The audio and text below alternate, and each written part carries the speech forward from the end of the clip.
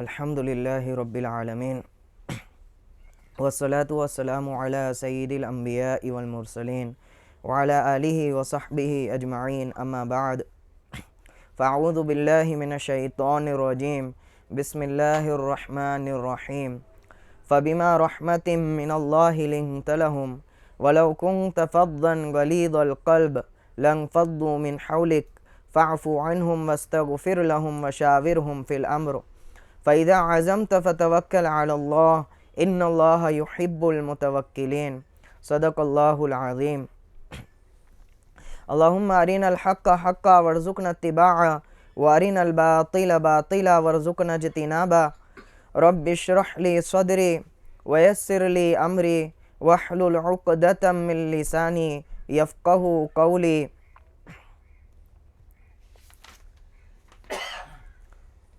گزشتہ مجالس میں جنگ احد کی طرف جس آیت نے اشارہ کیا تھا اس کے بعد ایک مسلسل سلسلہ اسی واقعے کے تحت چلا آ رہا ہے. جیسا کہ بیان کیا تھا تقریباً 60 آیتیں اس کے بعد سے اسی واقعے کے ارد گرد اشارہ کرے گی اور نصائح اور عبرت کی چیزیں پیش کرے گی. یہاں سے حضور صلی اللہ علیہ وسلم کے اخلاق کی طرف جو کہ اس واقعے میں بھی ہم کو دیکھنے ملا اشارہ کیا جاتا ہے. چنانچہ اللہ تعالیٰ ارشاد فرماتے ہیں فَبِمَا رَحْمَةٍ مِّنَ اللَّهِ لِنْتَ لَهُمْ وَلَوْ كُنْتَ فَظًّا غَلِيظَ الْقَلْبِ لَانفَضُّوا مِنْ حَوْلِكَ. پھر یہ اللہ کی رحمت ہی کے سبب سے ہے لنت لہم کہ آپ ان کے ساتھ نرم رہے.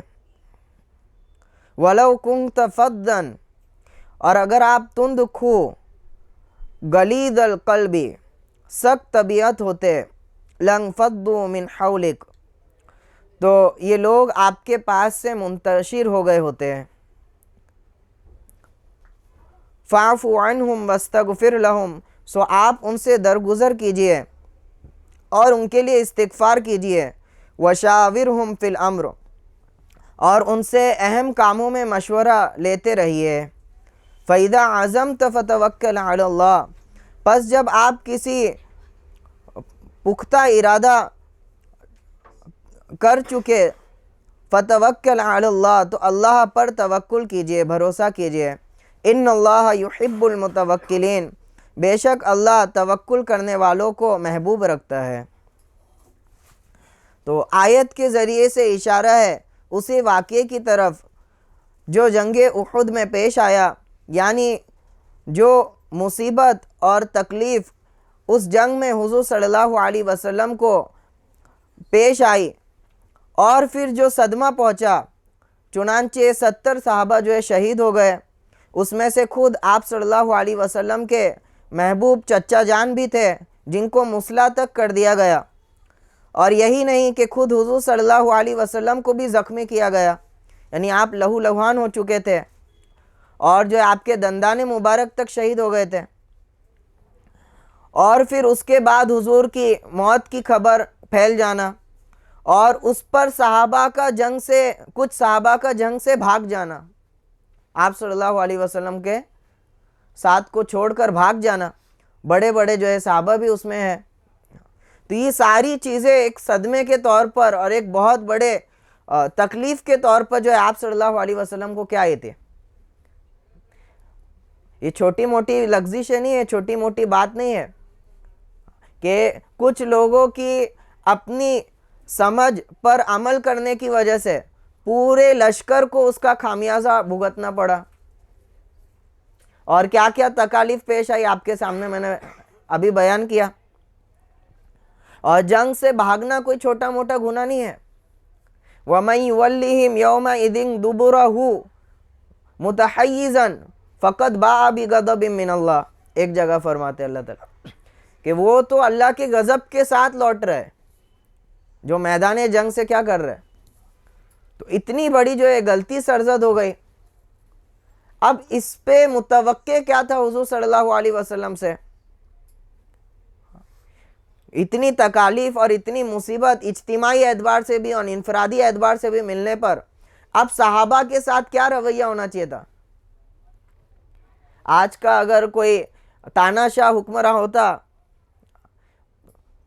مثال کے طور پہ کم جو ہے، اس کی مجلس میں بیٹھنے والا جو ہے اگر سو جاتا ہے یا کوئی ادنا سی بھی بے ادبی ہو جاتی ہے تو کیا ہے؟ قتل کا حکم جاری کر دیتے ہیں۔ تو یہ جو ایک واقعہ حضور صلی اللہ علیہ وسلم کے پاس سے جو ہے دیکھنے ملا، وہ قیامت تک اس کی کوئی نظیر پیش نہیں کر سکتا۔ نہیں، اتنی تکالیف اور اتنی زیادہ جو ہے حالات آنے پر، اور محض ایک غلطی کی وجہ سے حضور صلی اللہ علیہ وسلم نے جو اخلاق پیش کیے صحابہ کرام کے ساتھ، اس پر اللہ تعالیٰ حضور کو جو ہے یہاں پر جتلا رہے کہ اللہ کی رحمت ہے کہ آپ کے ایسے اخلاق ہیں۔ یہ کوئی بغیر رحمت کے آدمی سے یہ متصور نہیں ہے، پاسبل نہیں ہے کہ ایسے ایسے واقعات ہو اور آدمی اتنا حلم اور بردباری سے کام لے۔ چنانچہ کئی واقعے اس کی طرف اشارہ کرتے ہیں۔ چنانچہ حضرت عمر رضی اللہ عنہ بھی جو ہے جنگ کے آخر میں چلے گئے تھے، تھوڑی ایک وادی میں پناہ لے چکے تھے۔ اسی طرح حضرت عثمان رضی اللہ عنہ تو کیا ہے، بہت دور تک چلے گئے تھے۔ تو جب عثمان رضی اللہ عنہ سامنے آئے تو آپ صلی اللہ علیہ وسلم نے سوائے اس کے اور کچھ نہیں کہا، لَقَدْ ذَهَبْتُمْ فِيهَا عَرِيضًا، تم بہت زیادہ کیا ہو گئے، دور دراز نکل گئے تھے۔ یہاں تک کہ اس کے بعد حضرت عثمان رضی اللہ عنہ پر ان کی اہلیہ نے کچھ طعن و تشنیع کی، عثمان کہاں چلے گئے تھے لڑائی میں سے؟ تو علی رضی اللہ عنہ آپ صلی اللہ علیہ وسلم کے ساتھ تھے، انہوں نے کہا کہ عثمان نے تو کیا کر دیا، اس کی وجہ سے فضیحت کا سامنا کرنا پڑ۔ تو آپ صلی اللہ علیہ وسلم نے بہکا، چپ چاپ خاموش ہو جاؤ، اور کہنے لگے کہ یہ میری کچھ بھائیوں کی بیویاں کیا کر رہی ہیں، مجھے پریشانی میں ڈال رہی ہے کہ ان سے محبت کا معاملہ نہیں کر رہی ہے۔ تو اس طرح صبر اور تحمل سے کام لیا کہ انہی صحابہ کرام کو کیا کر دیا، درگزر کر دیا۔ تو اللہ تعالیٰ فرما رہے یہ جو اخلاق آپ نے پیش کیے، یہ محض اللہ کی رحمت آپ کے اوپر توجہ تھی، اس کا ہی یہ نتیجہ ہے۔ اور یہ اخلاق جو اس کا سبب ہے وہ اللہ کی رحمت ہے، جو آپ کے ذریعے سے ایسے اخلاق کیا کر رہے ہیں، اللہ تعالیٰ صادر کر رہے ہیں۔ اللہ تعالیٰ فرما رہے فَبِمَا رَحْمَةٍ مِّنَ اللَّهِ، یہ تو اللہ کی رحمت ہے، لِنْتَ لَهُمْ، کہ آپ ان کے لیے نرم ہو گئے، آپ ان کے لیے کیا ہو گئے۔ یہ چھوٹی سی آیت میں حضور صلی اللہ علیہ وسلم کی پوری زندگی کن خوبصورت اخلاق سے گزری ہے، اس سے اندازہ ہم لگا سکتے ہیں۔ فَبِمَا رَحْمَةٍ مِّنَ اللَّهِ لِنْتَ لَهُمْ، یہ کچھ جو ہے درگزر کر دیا آپ سے، ہم نے جو اچھے اخلاق پیش کیے۔ فَبِمَا رَحْمَةٍ مِّنَ اللَّهِ لِنْتَ لَهُمْ، چنانچہ اسی آیت کے بعد تھوڑی جھلک حضور کے اخلاق پر پھیر دی جائے، اس کی بھی ضرورت محسوس ہوتی ہے۔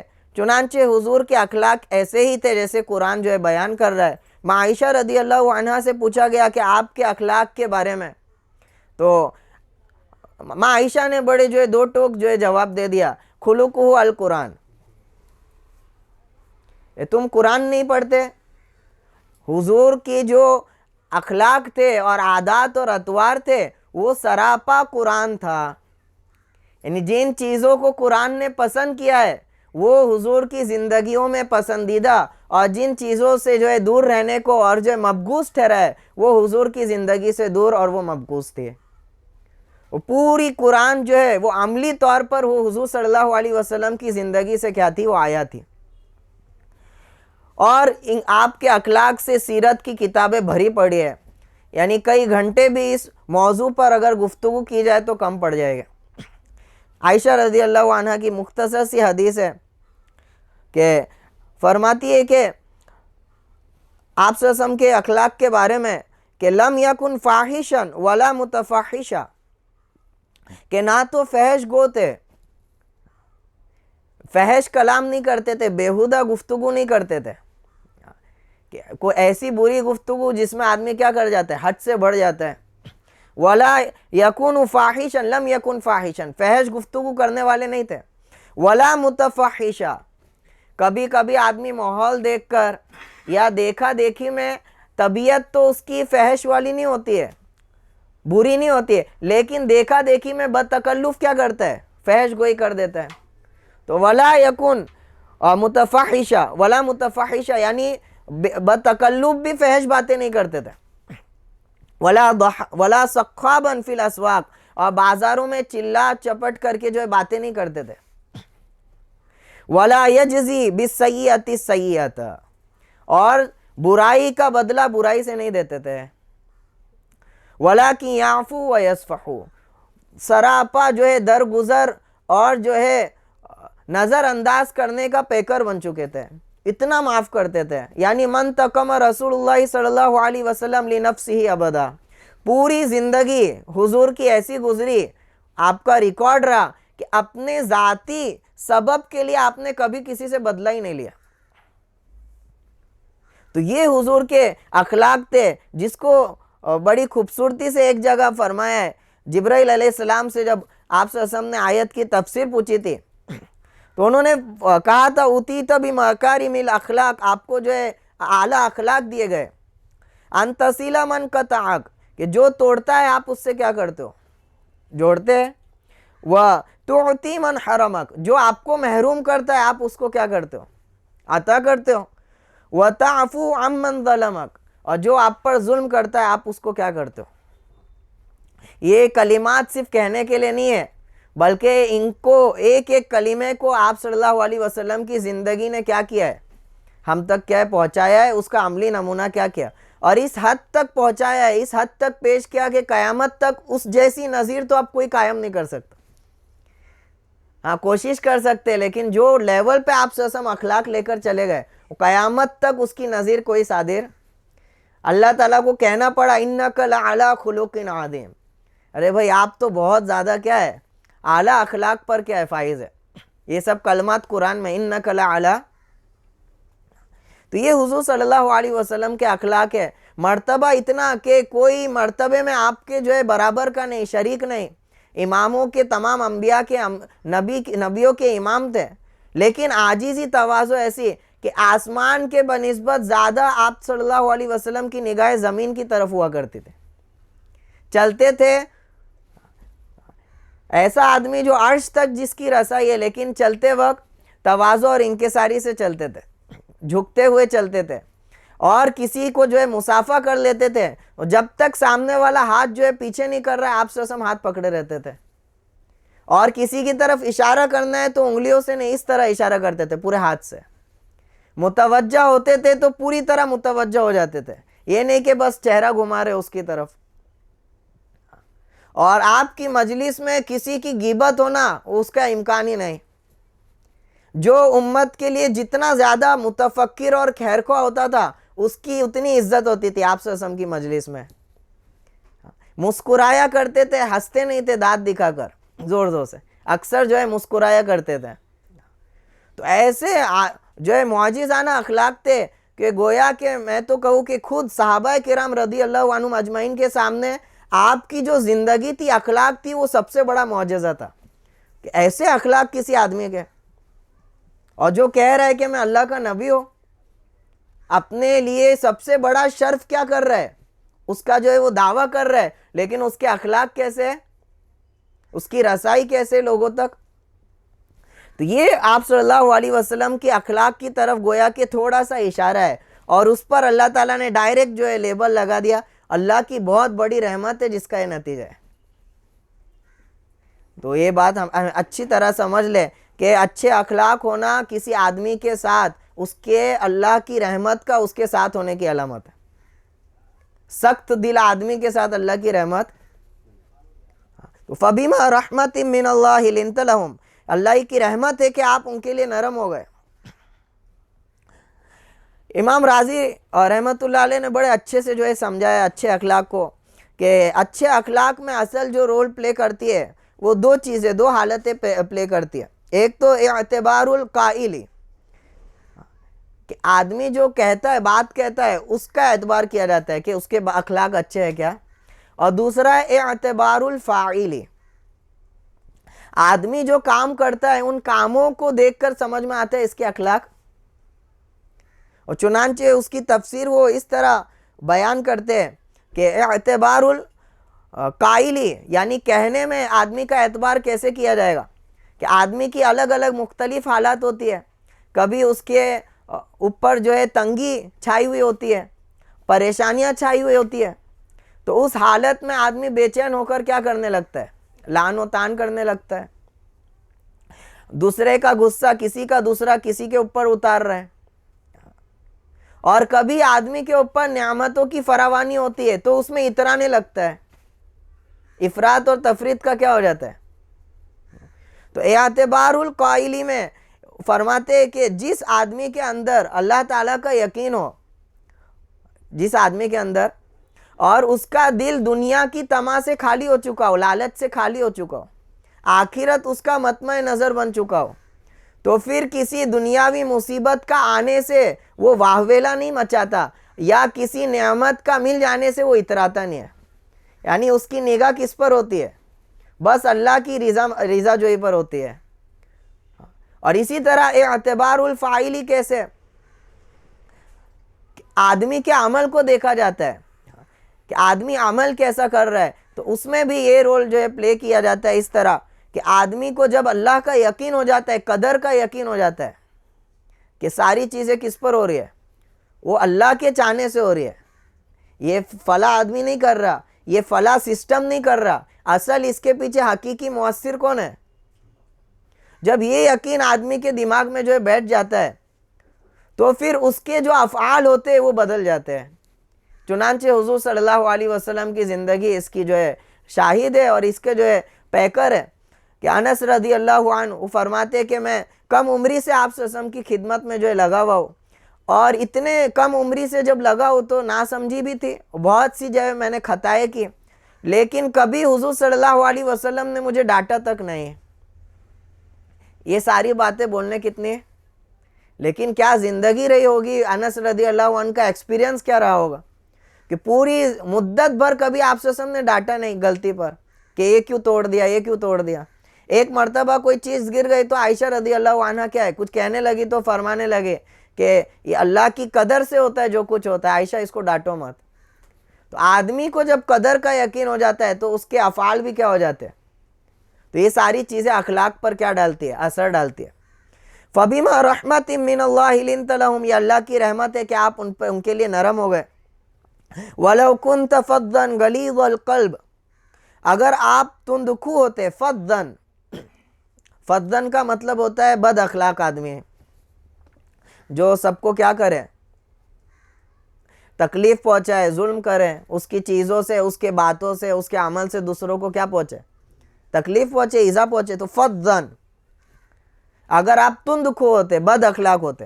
غلیظ القلب, سخت مزاج ہوتے.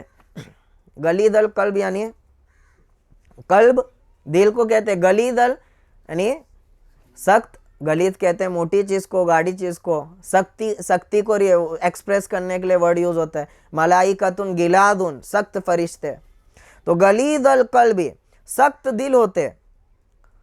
تو ایک تو ہوتا ہے تندخو ہونا, بد اخلاق ہونا, ایک ہوتا ہے سخت دل. سخت دل کا مطلب دل کسی سے اثر نہیں لیتا ہے, کون تکلیف میں ہے, کون پریشانی میں, اس کا دل کیا ہوتا ہے, کسی کا اثر لیتا ہی نہیں ہے, اس کو فرق پڑتا ہی نہیں ہے. وہ دونوں الگ الگ چیز ہے. فضن ہو سکتا ہے آدمی کے اخلاق برے ہو سکتا ہے آدمی کے اخلاق برے ہو لیکن اس کا دل غلیظ القلب, اثر لیتا ہو. تو فرما رہے کہ بد اخلاق بھی ہو لیکن اور دل بھی کیا ہو, اثر نہ لے کسی کی پریشانی کو دیکھ کے, کسی کی حالات کو دیکھ کے. لن فضوا من حولک, یہ سب جو آپ کے سامنے یہ جانشی کی جو جماعت جو آپ کے ارد گرد جو ہے پھیلی ہوئی ہے, اپنی جانیں لٹانے کے لیے آپ پر کیا ہے, سب آپ کی طرف سے کیا ہو جاتے ہیں. کتنی بڑی بات اس آیت میں اللہ تعالیٰ بیان کر رہے ہیں.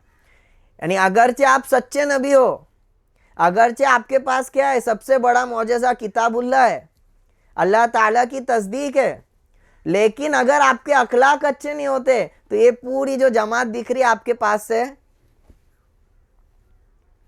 یہاں پر بڑی بڑی جو ہے نکات جو ہے مفسرین نے بیان فرمائے کہ ایک مبلغ کو اور جو لوگ عوام میں دین کی تبلیغ کا کام کر رہے ہیں ان کے لیے اچھے اخلاق کتنی زیادہ جو ہے ضرورت کے حامل ہے, وہ اس آیت سے اندازہ لگا سکتے ہیں کہ آپ صلی اللہ علیہ وسلم کے لیے گنجائش نہیں ہے کہ بد اخلاق رہے تو پھر ہما شما کی کیا اوقات. آپ صلی اللہ علیہ وسلم کے لیے گنجائش نہیں کہ وہ کیا کرے، لعن و تشنیع کرے. تو فرما رہے کہ اگر آپ کے اخلاق جو ہے بد ہوتے، آپ کا دل جو ہے سخت ہوتا، لن فضوا من حولک، یہ سب آپ کی طرف سے کیا ہو جاتے، منتشر ہو جاتے. لن فضوا من حولک، کوئی نہیں ٹھہرتا آپ کے پاس. اسی طرح غزوہ احد کی طرف بھی اشارہ کرتے ہیں. اگر اس واقعے کے بعد آپ صلی اللہ علیہ وسلم کیا ہو جاتے ہیں، سخت ہو جاتے تھوڑا سا بھی، یا تھوڑا سا بھی کچھ جو ہے ناراضگی ظاہر کر دیتے، وہ صحابہ کرام جو ہے پہلے ہی سے کیا ہو چکے تھے، غم زدہ ہو چکے تھے کہ ہم نے جو ہے گناہ کر دیا ہم سے جو ہے. تو اگر تھوڑی بھی حضور صلی اللہ علیہ وسلم کے پاس سے جو ہے اس طرح کے اخلاق صادر ہو جاتے ہیں تو سارے صحابہ کرام ڈر کے مارے اور حیا کے مارے کوئی سامنے آتا ہی نہیں. اور یہ چیز آگے دین کی جو اشاعت ہونی ہے اس کے لیے مانے ہو جاتی ہے. آگے جو دین کی ذمہ داریاں ان سے لینی ہے وہ کیا ہو جاتی ہے. تو اللہ تعالیٰ فرما رہے اگر آپ جو ہے بد اخلاق ہوتے اور سخت دل ہوتے، لن فضوا من حولک، تو یہ سارے لوگ آپ سے کیا ہو جاتے ہیں، وہ منتشر ہو جاتے. فاعفوا عنہم واستغفر لہم وشاورہم فی الامر، سو آپ ان سے درگزر کر دیجئے. کیا فرما رہے اللہ تعالیٰ، جو غلطی کی ہے ان سے. آپ صلی اللہ علیہ وسلم کے بعد کوئی آدمی ایسا نہیں آنے والا جس کو آپ صلی اللہ علیہ وسلم سے زیادہ مرتبہ حاصل ہے، یا کوئی جماعت ایسی نہیں ہوگی جو ہے وہ غلطیوں سے پاک صاف ہو. ہمارے جو تنظیموں میں کام کرنے والے لوگ ہیں ان کو یہ ساری چیزیں جو ہے سنہرے الفاظ میں اپنے ذہنوں میں باندھ لینی چاہیے. جب آپ کوئی ٹیم ورک کرتے ہو تو لازم سی بات ہے کہ اس میں کیا ہے، بد نظمی ہوگی. کچھ لوگ ہوگے وہ کیا کریں گے، جیسا آپ چاہ رہے اس طرح کام نہیں کریں گے. تو اس کا سولیوشن یہ نہیں ہے کہ آپ کیا ہو جاؤ، اپنا آپا کھو بیٹھو، اس کے اوپر لعن و تشنیع کر بیٹھو. اگر آپ کے اندر اتنی زیادہ ضبط نہیں ہے تو پھر آپ کام مت کرو. کس نے کہا آپ کو تبلیغ کا کام کرنا ہے؟ حضور صلی اللہ علیہ وسلم کے اتنا عظیم الشان اپنا کام اپنے ذمے لے لینا ہے. اور جب آپ کو کرنا ہے، آپ کے اوپر لازم ہے، تو پھر ان اخلاق کو بھی آپ کو اپنے اندر کیا کرنا ہے، پیدا کرنا ہے. تو لن فاعفوا عنہم، اللہ تعالیٰ فرما رہے آپ ان کو معاف کر دیجئے، میں نے ان کو معاف کر دیا ہے. اس سے پہلی والی آیت میں آیا تھا وَلَقَدْ عَفَا عَنْهُمْ، آپ معاف کر دیجئے میں نے. وَاسْتَغْفِرْ لَهُمْ، اور ان کے لیے استغفار کیجئے. ان کے لیے کیا کیجئے؟ تو اس میں مفسرین فرماتے فاعفوا عنہم، ان کو معاف کر دیجئے، یعنی جو آپ کے حق میں ان لوگوں نے نافرمانی کی آپ اپنی ذات سے معاف کر دیجئے. اور جو اللہ کی حق میں ان لوگوں نے جو ہے نافرمانی کی اس کے لیے استغفار کیجئے. فاعفوا عنہم واستغفر لہم وشاورہم فی الامر، اور ان سے اہم امور پر مشورہ کیا کیجئے.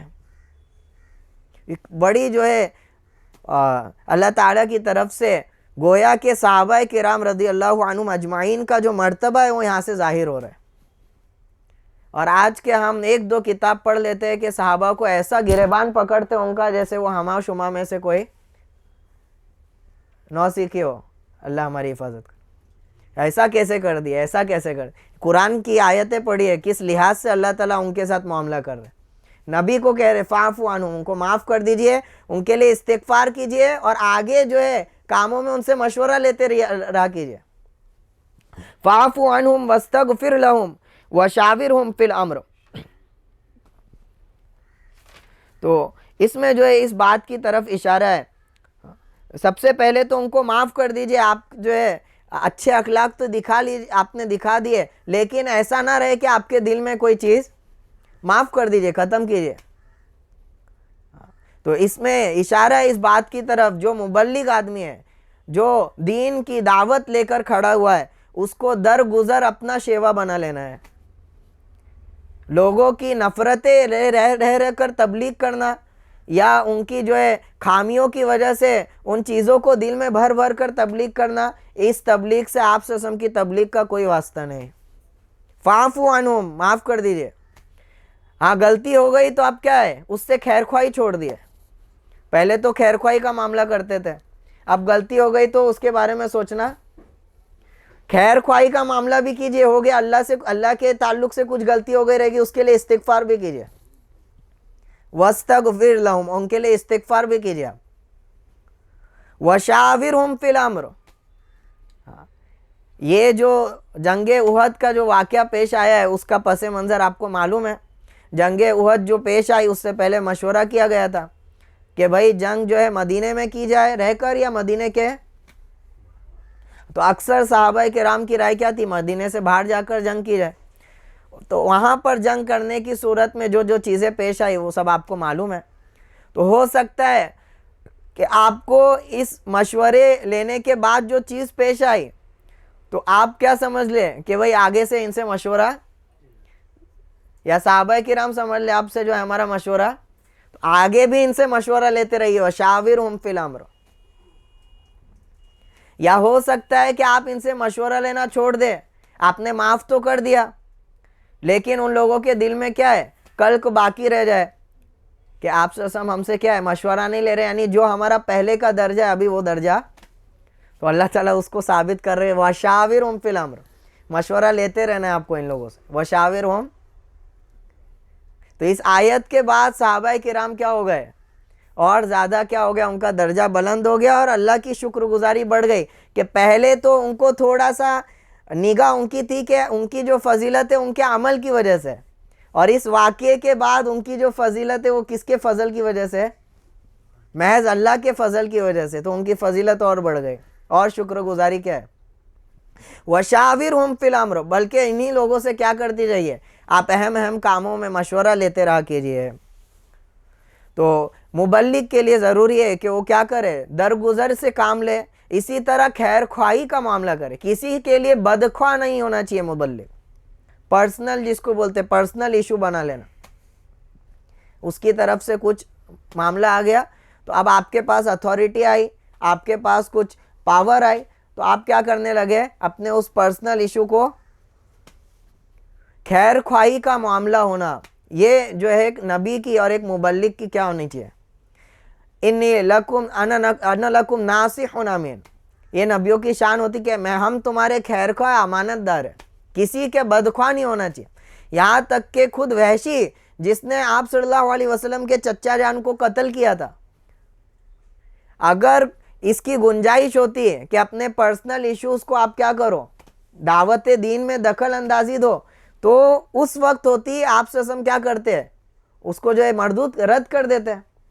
لیکن جب اس نے ارادہ کر لیا، توبہ کر لیا، اللہ سے اپنا معاملہ درست کر لیا، تو حضور صلی اللہ علیہ وسلم بھی اس کے بیچ میں، بلکہ اس کے اسلام کو کیا کیا، ایکسیپٹ کیا، اس کی توبہ کو قبول کرنے کا کیا کیا، وعدہ کیا.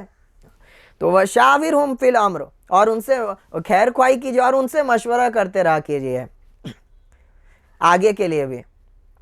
امر یہاں پر کتنے میننگ میں امر سے مراد ہوتا ہے؟ 3 میننگ اس کے آتے ہیں امر کے. ایک تو امر کا میننگ ہوتا ہے اہم اور محتم بالشان کام، کوئی بھی امپورٹنٹ کام آپ کا ہے اس کو بھی کیا ہے، امر کا اطلاق ہوئے گا. دوسرا امر سے مراد ہے حکومت، جیسے اولو الامر والی جو ہے تعبیر قرآن میں آتے ہیں، وہاں پہ حکومت مراد ہے. اور تیسرا امر جو یوز ہوا ہے وہ اللہ کی ایک خاص صفت ہے، جیسے قل ان الامر کلہ للہ وما قل الروح من امر ربی. روح کیا ہے، میرے پروردگار کا امر ہے. تو ایک اللہ کے ساتھ ایک خاص صفت ہے جو امر جس پر اطلاق ہوتا ہے اس کا. وشاورہم فی الامر. یہاں پر کون سا میننگ ہے، وہ پہلے کے دونوں میننگ یہاں پر کیا ہے، مراد ہو سکتا ہے. اور پہلا میننگ لوگے تو اس میں دونوں میننگ آ گیا. کوئی بھی اہم اور محتم بالشان کام، اور حکومت کا کام بھی کیا ہوتا ہے، سب اہم ہوتا ہے، امپورٹنٹ ہوتا ہے، پبلک سے ریلیٹڈ ہوتا ہے. تو سارے اہم کاموں میں کیا کیجئے، آپ مشورہ کیجئے. تو یہ اللہ تعالیٰ آپ سے ہم کو کیا کر رہے ہیں، اس کا حکم دے رہے ہیں. مشورے کی کیا حیثیت ہے، مشورے کے تعلق سے کیا احکامات ہیں. تو سب سے پہلے تو قرآن میں مشورے کی ترغیب دی گئی ہے.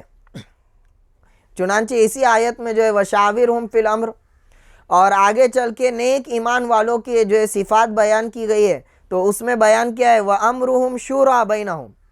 وَأَمْرُهُمْ کہ ان کے سارے کام کیسے ہوتے ہیں، آپسی مشورے سے ہوتے ہیں. اور اسی طرح قرآن میں جا بجا مشورے کی ترغیب ہے. دودھ چھڑانے کا معاملہ ہے تو وہاں پہ آیا وَتَشَاوُرٍ وتشاورنگ، یہ جو ہے تم جو دودھ چھڑاؤ میاں بیوی آپس میں مشورہ کر لیں.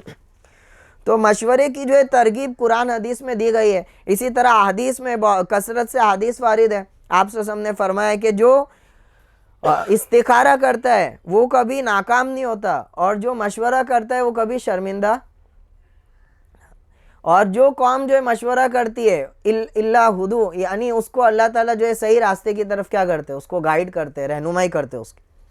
اور خود آپ صلی اللہ علیہ وسلم کے متعلق ہے کہ ما رأیت احدا اکثر مشاورتا لاصحابہ من النبی صلی اللہ علیہ وسلم، جتنا میں نے آپ صلی اللہ علیہ وسلم کو صحابہ کے ساتھ مشورہ کرتے ہوئے دیکھا، اتنا میں نے کسی کو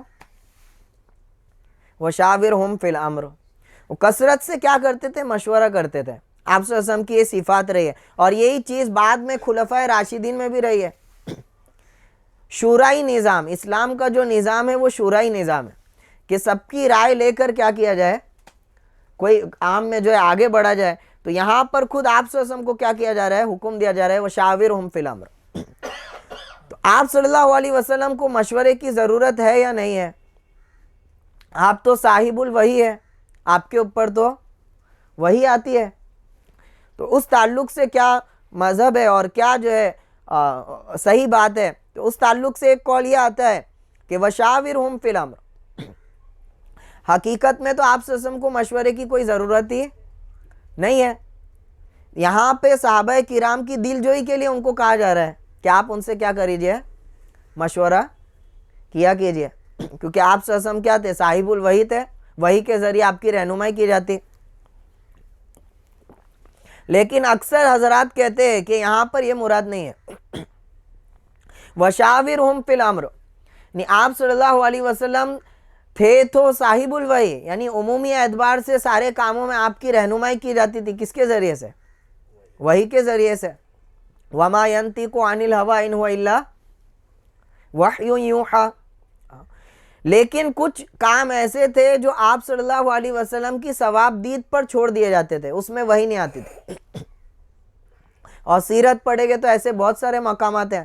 خود یہ جنگ احد کا معاملہ ہے، مدینے میں رہ کر جنگ کی جائے یا اب یہاں پہ وحی تو نہیں نازل ہوئی، تو یہ آپ صلی اللہ علیہ وسلم کی کیا کی گئی، ثواب دید میں چھوڑ دیا گیا. آپ جیسا بہتر سمجھے اس کو.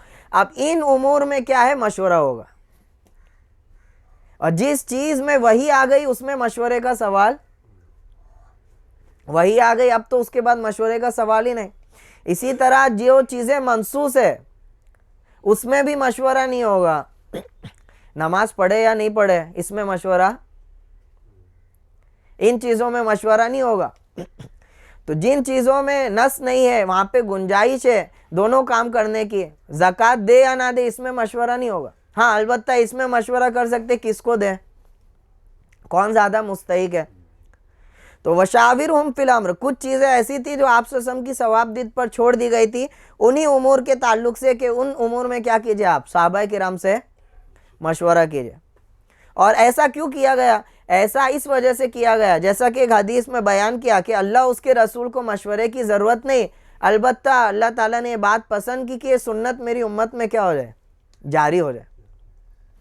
تو گویا کہ آنے والے جو لوگ تھے ان کو اس بات کی تعلیم دینی تھی کہ اپنے کاموں کو کیسے کیا جائے.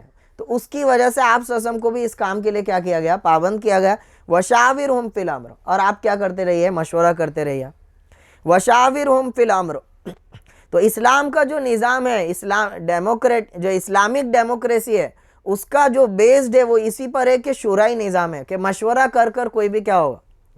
برخلاف جو دوسرے نظام ہے، ملوکیت والا نظام ہے، کہ جو حکمراں ہے وہ وراثت کے ضمن میں کیا بنے گا، حکمراں بنے گا، نہ کہ انتخاب کے بیس پر حکمراں بنے گا.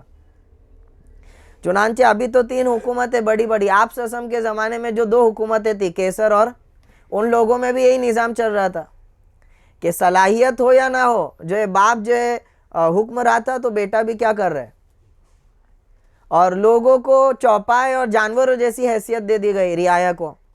یہ صرف جو ہے انجوائے کون کرے گا پاور، وہ صرف کیا کرے گا، یہ بادشاہ کی نسل ہے بس یہ کرے گا. یہ اسلامی نظام تھا جس نے اس چیز کو کیا کیا، پریزنٹ کیا کہ نہیں، جو ہے صلاحیت اور زیادہ قابل آدمی کو کیا کیا جائے؟ امر کو سونپا جائے. اور اس شورائی نظام کو اسلام نے کیا کیا؟ اس دنیا کو جو دیا ہے.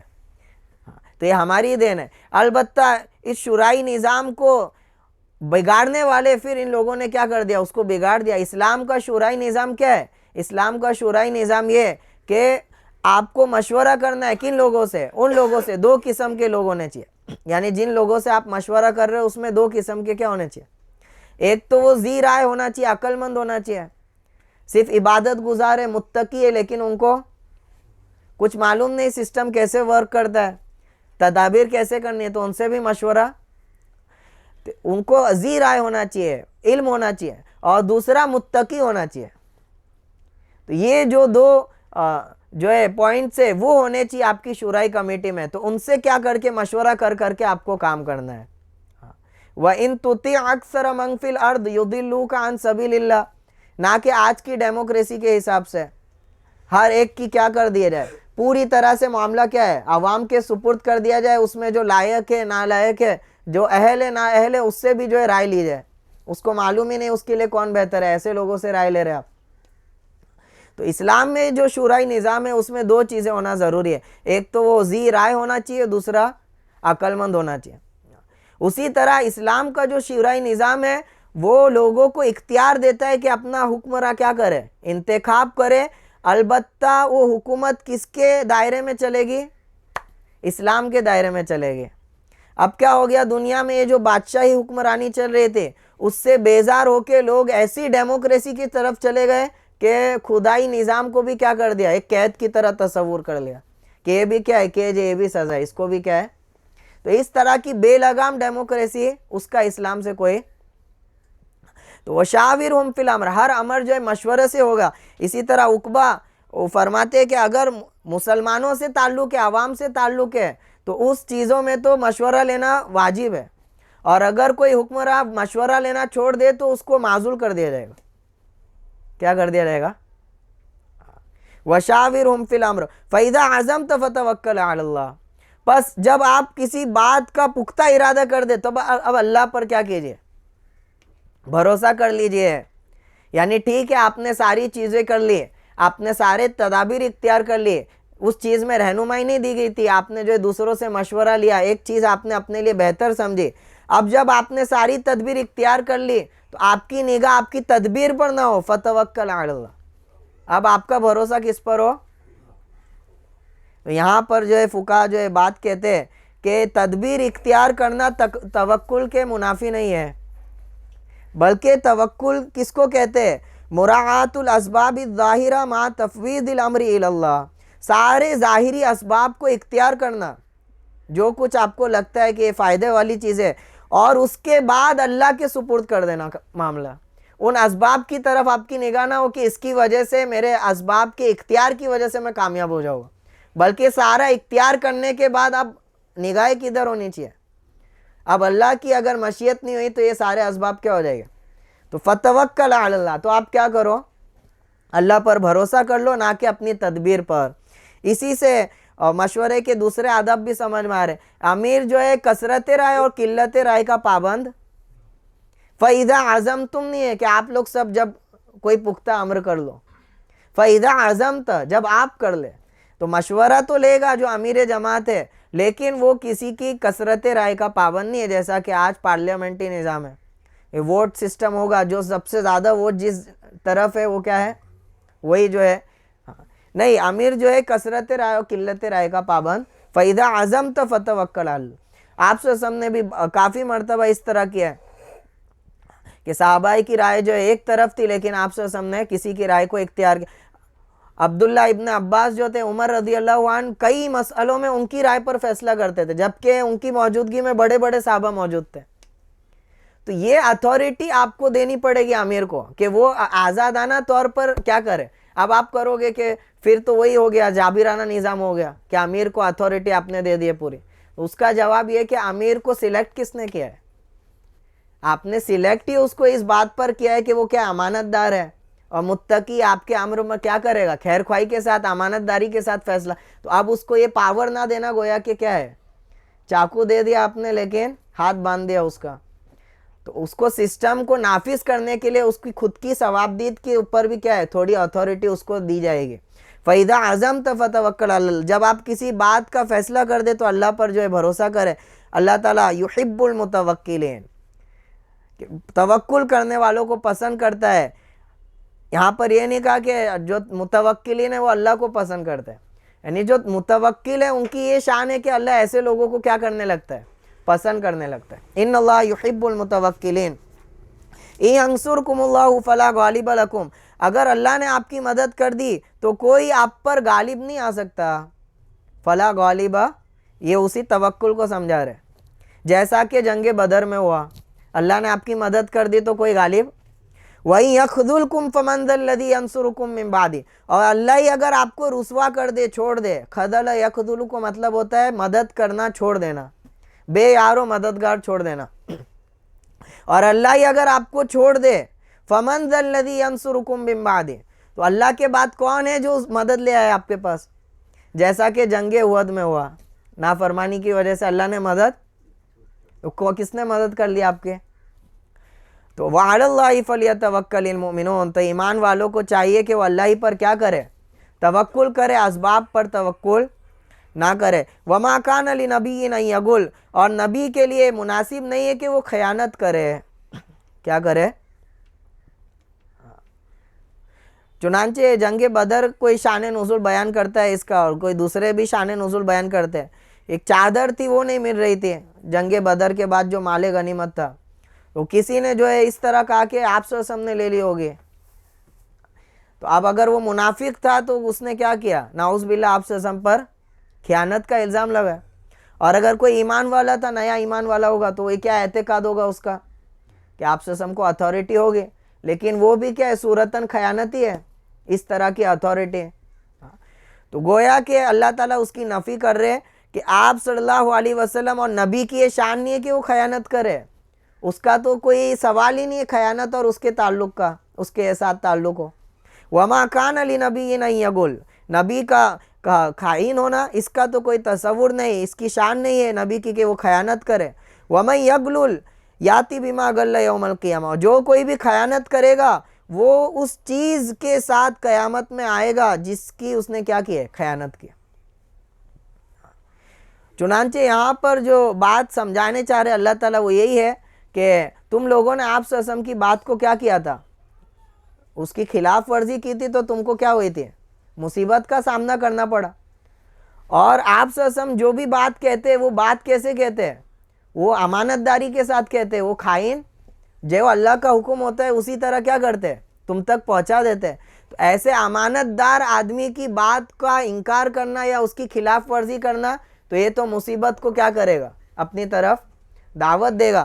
تو وہ تو دنیاوی چیز میں بھی خیانت نہیں کرتے، تو آخرت کی چیز میں خیانت کرنا تو نبی جو ہے اس کی شان نہیں ہے کہ وہ خیانت کرے. اور جو کوئی خیانت کرے گا تو وہ خیانت والی چیز قیامت میں لے کے آئے گا. چنانچہ بخاری کی حدیث ہے کہ تم میں سے کوئی آدمی اس حال میں میرے پاس نہ آئے کہ اونٹ اس کی گردن میں لٹکا ہوا ہو، گھوڑا اس کی گردن میں لٹکا ہوا ہو، یا کپڑے کا ایک ٹکڑا اس کی گردن میں کیا ہے، اور وہ میرے پاس آ کر کہے اگیسنی میری مدد کیجیے. تو میں اس سے کہوں گا میں تو پہنچا چکا، یعنی میں قیامت میں کوئی اس کی مدد، یعنی اتنا زیادہ سنگین ہے یہ مسئلہ مال غنیمت میں خیانت کرنا. اس کی بہت ساری وعید آپ سے سب نے جو ہے حدیث میں بیان فرمائی ہے. اس کی سنگینیت کی وجہ یہ ہے کہ جو مال غنیمت ہوتا ہے اس میں جو حق ہوتا ہے وہ پورے لشکر کا حق ہوتا ہے.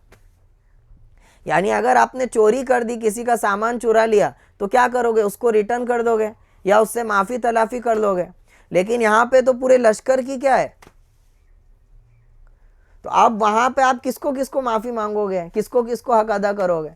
ایک صاحب کا واقعہ نقل کیا جاتا ہے کہ انہوں نے کچھ اون کا جو ایک وہ تھا اس کو جو ہے لے لیا تھا. اس کے بعد آپ صلی اللہ علیہ وسلم کے پاس آئے کہ بھائی یہ کیا ہے، مجھے یہ جو ہے اس کی معافی تلافی کرنی ہے اس کو. تو آپ صلی اللہ علیہ وسلم نے جو ہے وہاں پر رد کر دیا کہ میں اس اون کے ٹکڑے کو کیسے تقسیم کروں گا، اب تو فیصلہ اللہ ہی کرے گا. تو جو عوامی عمومی حق ہوتا ہے جن چیزوں میں، اس میں خیانت کرنا اس کی جو ہے سنگینی کیا ہو جاتی ہے، اور زیادہ بڑھ جاتی ہے. تو یہ جو خائن ہوگا، خیانت کرنے والے ہوگے، وہ قیامت میں اس چیز کو لے کر آئے گے اللہ تعالیٰ کے سامنے. اور ان کو اتنی شرمندگی ہوگی کہ وہ کہے گی کہ ہم کو جہنم میں ڈال دو لیکن اس طرح شرمندہ نہ کیا جائے. یہاں پہ ایسی شرمندگی کا سامنا کرنا پڑے گا ان کو. تو اس لیے یہاں پہ بیان فرمائے ثم توفی کل نفس ما کسبت وهم لا یظلمون, اور پھر ہر جاندار کو وہ مل جائے گا جو اس نے کمایا ہے, اس پر تھوڑا بھی ظلم نہیں کیا جائے گا کہ اس نے کوئی کام نہیں کیا ہے اس کے اوپر اس کا گناہ لکھا جا رہا ہے, یا کوئی نیکی کی ہے اس کو اس کا. تو خیانت کی جو یہ سزا یہاں پر بیان فرما رہے ہیں کہ جو بھی خیانت کرے گا, اسی کے حکم میں فقہا فرماتے ہیں جو گورنمنٹ پراپرٹی ہے, ایسی چیزیں جس پر کسی انڈیویجول کا حق نہیں ہوتا ہے, تو وہ بھی چیزیں اسی میں داخل ہے. وہاں پر آدمی خیانت کرے گا تو اس کی سنگینیت کیا ہو جاتی ہے.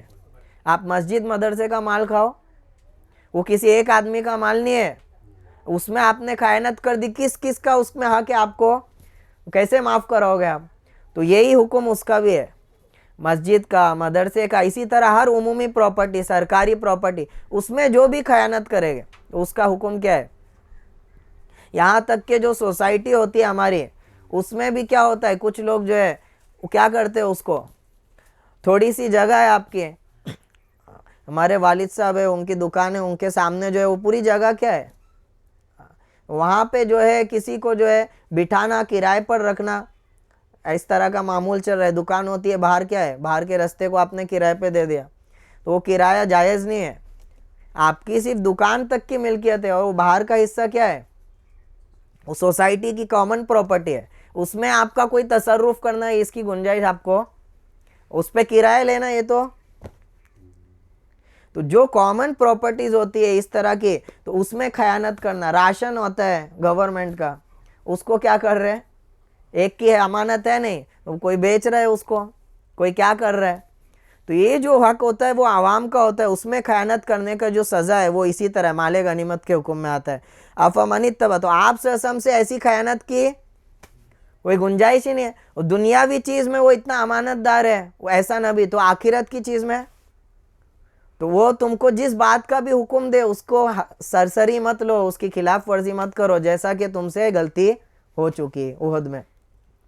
کیا جو شخص افمن اتبع رضوان اللہ, کیا جو شخص اللہ کی رضامندی طلب کرے اس شخص کی طرح ہو سکتا ہے کمم باء بسخط من اللہ, جو اللہ کے غصے کا مستحق ہو جائے. یعنی خیانت کرنے والا کون ہے, وہ اللہ کا غصہ جو ہے, غضب کا مستحق ہے. تو کیا نبی اس شخص کی طرح ہو سکتا ہے, ایک امانت دار ایک خیانت کی خائن کی طرح ہو سکتا ہے. ومأواہ جہنم, وہ خائن کا ٹھکانہ کیا ہے, جہنم ہے. وبئس المصیر, اور وہ بڑا ہی برا ٹھکانہ ہے. ہم درجات عند اللہ واللہ بصیر بما یعملون, یہ سب کا اللہ کے نزدیک الگ الگ درجہ ہے. اصحاب درجات, یعنی جو خیانت کر رہا ہے اس کو اس کی خیانت کی وجہ سے سزا ہے, اور جو امانت دار ہے اس کی امانت داری کی وجہ سے ثواب ہے. تو سب کا اللہ کے نزدیک کے الگ الگ درجہ ہے.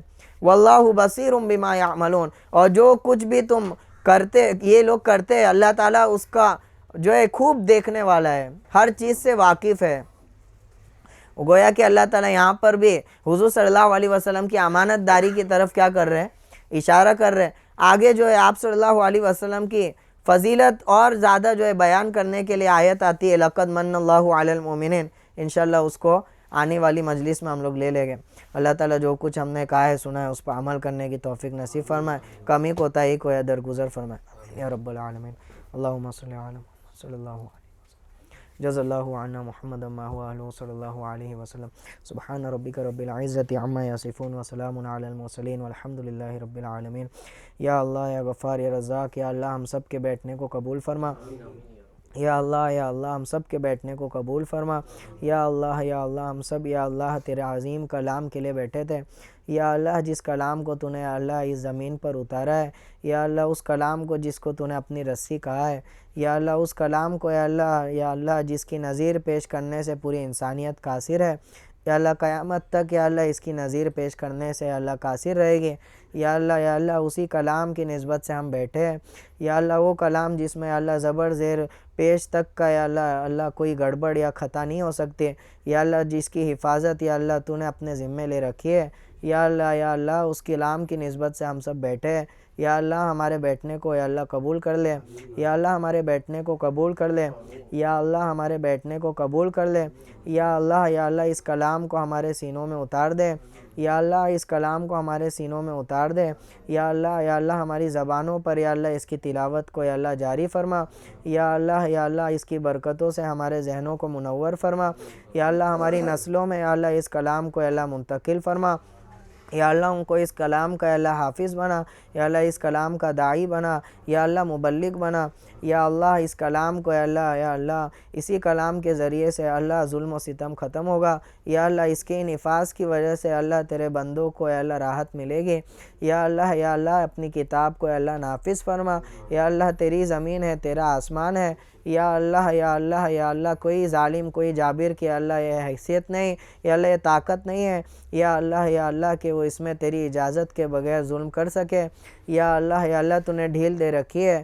یا اللہ اپنی رسی کو کھینچ لے، یا اللہ اپنی رسی کو کھینچ لے، یا اللہ دوبارہ اس کلام کو اللہ اپنی زمین پر نافذ فرما، یا اللہ عدل و انصاف کو نافذ فرما، یا اللہ جو تیری طرف گہار لگا رہے ہیں یا اللہ چیخ چیخ کر تیری نصرت کو یا اللہ اپنی طرف جو ہے اللہ متوجہ کر رہے، یا اللہ ایسے یا اللہ پریشان حال مسلمانوں کی یا اللہ تو فریاد رسی فرما، یا اللہ ان کی دعاؤں کو قبول فرما، یا اللہ ان کو غیب سے رزق عطا فرما، یا اللہ وہ پانی کو ترس رہے، یا اللہ تو غیب سے ان کی پیاس بجھانے کا انتظام فرما، یا اللہ بے یار و مددگار ہو چکے ہیں، یا اللہ دنیا ان کو بھلا چکی ہے، یا اللہ ایسے مسلمانوں کا یا اللہ تو یا اللہ ان کا ناصر بن جا، یا اللہ تو ان کا ناصر بن جا، یا اللہ تو ان کا ناصر بن جا، یا اللہ تو ان کا ناصر بن جا، یا اللہ ظالموں کو یا اللہ عبرتناک سزا عطا فرما، یا اللہ ظالم کو یا اللہ عبرتناک یا اللہ سزا عطا فرما،